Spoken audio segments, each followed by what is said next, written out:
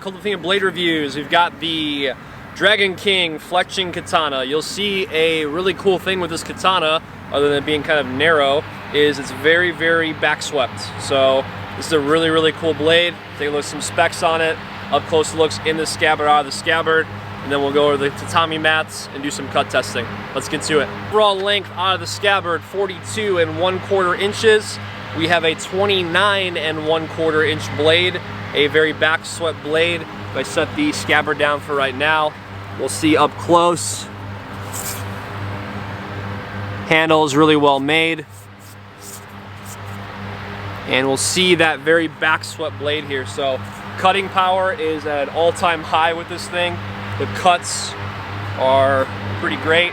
Even if you're using this single hand as well, which if you know the Book of Five Rings, you know that Musashi really used the katana single-handed for a lot of powerful cutting to keep the other hand free for a wakizashi. Just a little side note on that. But this one is really, really great. Edge is very sharp. So again, not hair shaving sharp, but very sharp. We'll see the difference in hardening of the edge for the folded steel to the rest of the spine. If we slide on over to the scabbard, we're gonna see one slides in very nicely. It is a aesthetically pleasing scabbard. It's got a coating over it. I think this is intended so that, like, if you're storing it, it's less likely to crack. It almost feels like a lacquer. See the wrap here. And then a different view of the guard. The 65 MN high carbon steel, so cut really well when I cut with it. That's what I know about it. Weight is 2 pounds, 12.7 ounces, making this a very, very lightweight katana.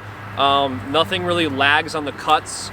Like the blade really comes out really, really well, even if it's single-handed. I know not everybody fights with it single-handed, but even when I went double-handed, it felt really good.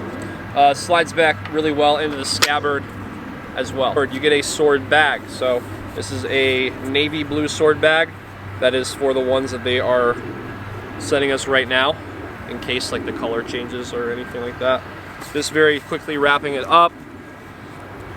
It's just a regular sword bag. That way you can store it. It's better than having this thing slide out of the scabbard unexpectedly.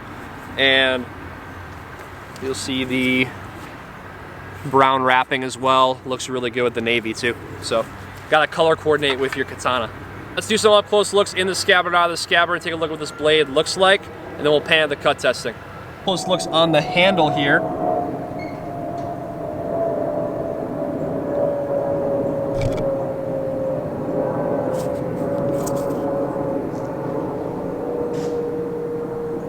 And we'll also see the guard.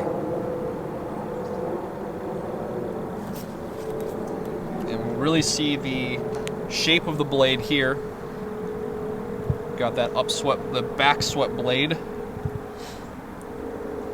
The reverse curve.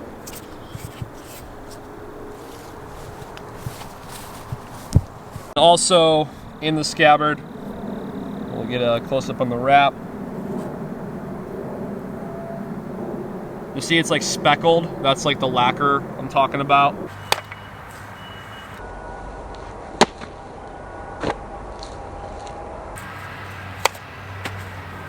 So that one on the right side, that was from that uppercut, and that was just single-handed. This thing's got a nice curve to it too.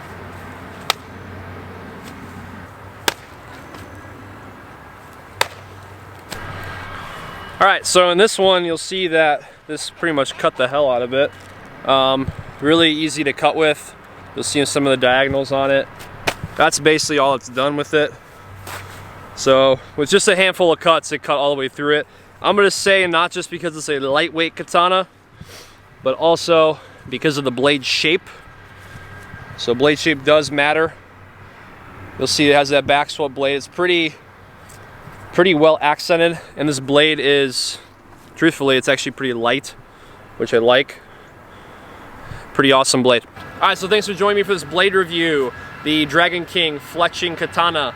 Took some up close looks at it in the scabbard, out of the scabbard, did some cut testing, and saw how this blade performed. If you like blades like this from Dragon King, which is an offshoot of Hanwei, go ahead and let me know in a comment below. Subscribe to the channel, like this video, and I'll see you in the next video.